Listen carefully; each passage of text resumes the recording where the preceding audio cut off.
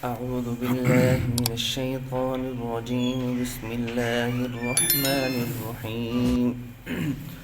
فتقبلها ربها بقبول حسن وأنبتها نباتا حسنا وكفلها زكريا. كلما دخل عليها زكريا المحراب وجد عندها رزقا قال يا مريم أنى لك هذا قالت هو من عند الله إن الله يرزق من يشاء بغير حساب. هنالك دعا زكريا ربه قال رب هب لي من لدنك ذرية طيبة إنك سميع الدعاء. صدق اللہ العلی العظیم. کل یہ بات بیان ہو رہی تھی کہ اللہ رب العزت نے حضرت مریم علیہ السلام کو پیدا کیا تو ان کی جو والدہ تھی حنہ بنت فقوس، ان کا پہلے بیٹا تھا ہارون.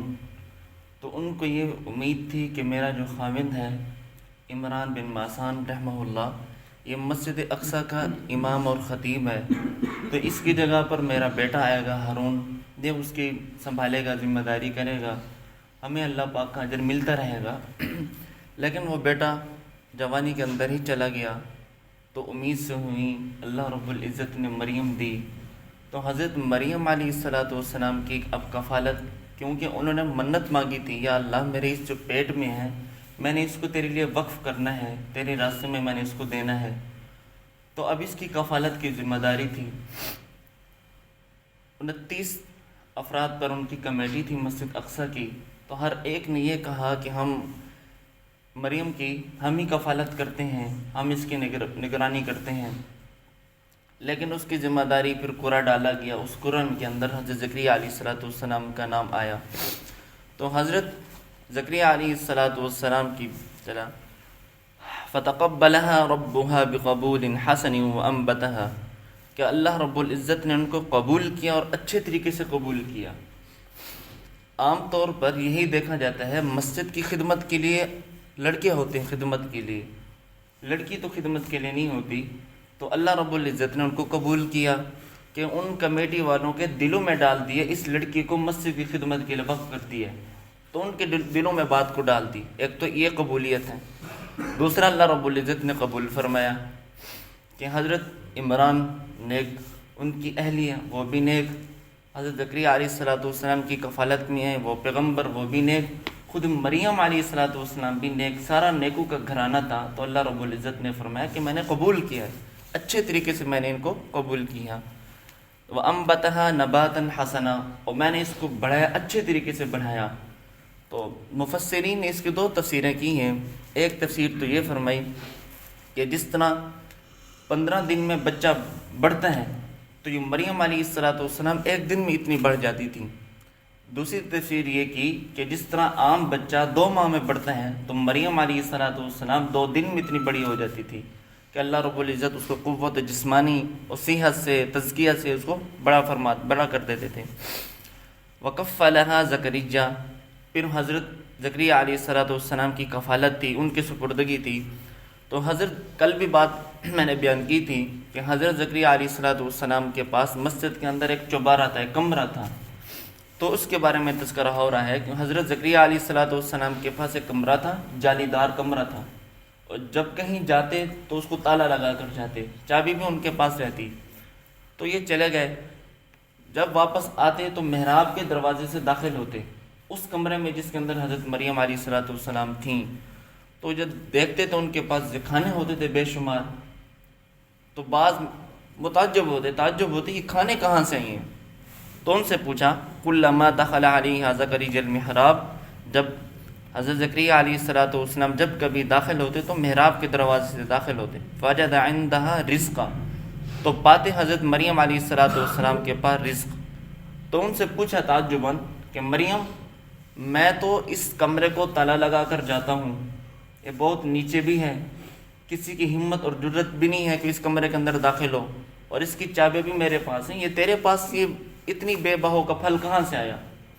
مفسرین نے لکھا کہ اللہ رب العزت نے ان کو عجیب و غریب قسم کے پھل دیے تھے۔ گرمیوں کے پھل سردیوں میں دیتا تھا اور سردیوں کے پھل گرمیوں میں دیتا تھا۔ اس سے یہ معلوم ہوا رزق دینے والی ذات کون ہے؟ اللہ کی ذات ہے۔ رزق دیتا ہے اللہ دیتا ہے، جس کو چاہے جیسے دے، بے حساب رزق دینے والا اللہ رب العزت ہے۔ تو انہوں نے کیا فرمایا؟ پوچھا کہ مریم یہ تیرے پاس یہ کہاں سے آیا؟ کہا کہ من عند اللہ، قالت هو من عند اللہ، یہ سب کچھ میرے اللہ کی جانب سے آیا ہے، میرے پاس کچھ بھی نہیں ہے۔ ان اللہ یرزق من یشاء بغیر حساب، بے شک اللہ رب العزت ہم سب کو بغیر حساب کے رزق دینے والا ہے۔ ہنالک دعا زکریا ربہ، جب اس چیزوں کو دیکھا تو حضرت زکریا علیہ السلام کے دل میں خواہش پیدا ہوئی کہ کیوں نہ میں بھی اللہ رب العزت سے اولاد کی دعا مانگ لوں، کہ جب اللہ رب العزت بغیر موسمی پھل دینے کے لیے وہ قادر ہیں، ایسی جگہ پر دینے کے لیے قادر ہیں جہاں پر انسانی توسط ناممکن ہے، کوئی ایسا وسیلہ بھی نہیں ہو رہا، تو اللہ رب العزت جب مریم علیہ السلام کو بے موسمی پھل دے رہا ہے تو کیوں نہ میں بھی اللہ رب العزت سے اپنی اولاد کے لیے دعا کر لوں۔ تو حضرت زکریا علیہ السلام نے بھی وہیں پر دعا کی، ہنالک دعا زکریا ربہ، کہ اللہ مجھے اپنے آپ سے دے، ایسا پکیزہ لڑکا دے، من ذریۃ طیبہ، کوئی اچھا لڑکا مجھے دے، انک سمیع الدعاء، کہ تم میری ہر دعا کو تو سننے والا ہے، تو ہی بصیر ہے اور تو ہی سننے والا ہے۔ جب انہوں نے نماز میں کھڑے تھے، جبریل امین ہے، ان کے ساتھ اور بھی فرشتے تھے، انہوں نے آواز دی، فنادته الملائکۃ وهو قائم یصلی فی المحراب، کہ انہوں نے آواز دی حضرت زکریا علیہ السلام کو جب وہ محراب کے اندر نماز پڑھ رہے تھے۔ فرمایا ان اللہ یبشرک بیحییٰ، کہ زکریا ہم تجھے نئے لڑکے کی، یحییٰ نامی لڑکے کی ہم خوشخبری دیتے ہیں۔ تو دوسری جگہ پر لکھا ہوا ہے کہ اللہ رب العزت نے، پیچھے ایک بات رہ گئی کہ حضرت مریم علیہ السلام کی ایک کرامت تھی کہ فتقبلہا، انہوں نے یہ کہا کہ یہ سب کچھ اللہ کی جانب سے مجھے ملتا ہے۔ یہ کرامت کا ہونا، یہ معجزات کا ہونا، یہ اللہ تعالیٰ کے بس میں ہے، کسی انسان کے بس کے اندر یہ کام نہیں ہے۔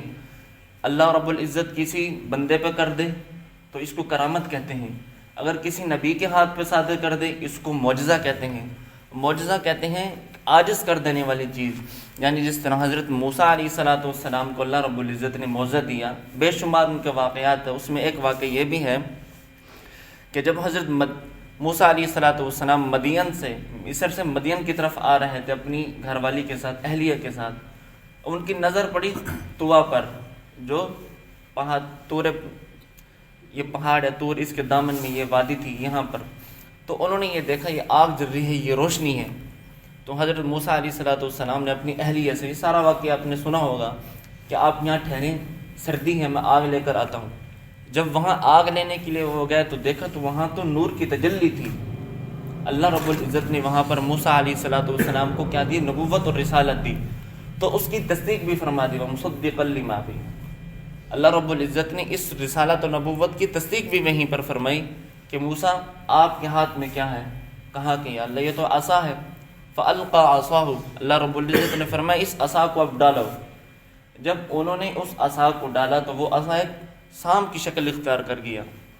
تو حضرت موسیٰ علیہ السلام ڈر کر آگے پیچھے بھاگنے لگے، تو اللہ رب العزت نے فرمایا کہ موسیٰ پریشان نہ ہو، یہ ڈرنا ایمان کی، یعنی ایمان کمزور تھا وہ ڈر گئے، یہ ایک خواہش نفس طبیعت تھی، ہر بندے کی طبیعت ہوتی ہے، آپ جانتے ہیں کہ نبیوں کے پاس کتنی بڑی طاقت ہے، تو وہ ایمانی طاقت کے باوجود یہ نہیں تھا وہ ڈر رہے تھے، بلکہ وہ جس طرح انسان نفسی طبیعت ہوتی ہے، تب ایسے طبی حالت ہوتی ہے، وہ ڈر جاتا ہے، موذی چیز تھی، تو حضرت موسیٰ علیہ السلام بھی ڈرنے لگے۔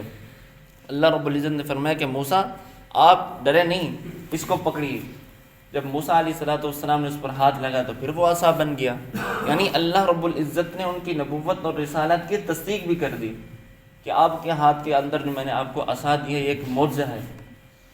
تو اس کی ایک تفسیر تو یہ تھی کہ اس وقت جو سانپ تھا وہ ایسا بالکل پتلا سا تھا، بعد میں وہ موٹا ہو گیا۔ بعض علماء نے یہ لکھی کہ کچھ دن کے لیے تو وہ بالکل سانپ پتلا سا رہ گیا، جب فرعون کے پاس گیا تو وہ ایک اژدہا کی صورت بن گیا تھا۔ تو اس طرح کرامت بھی حق ہے.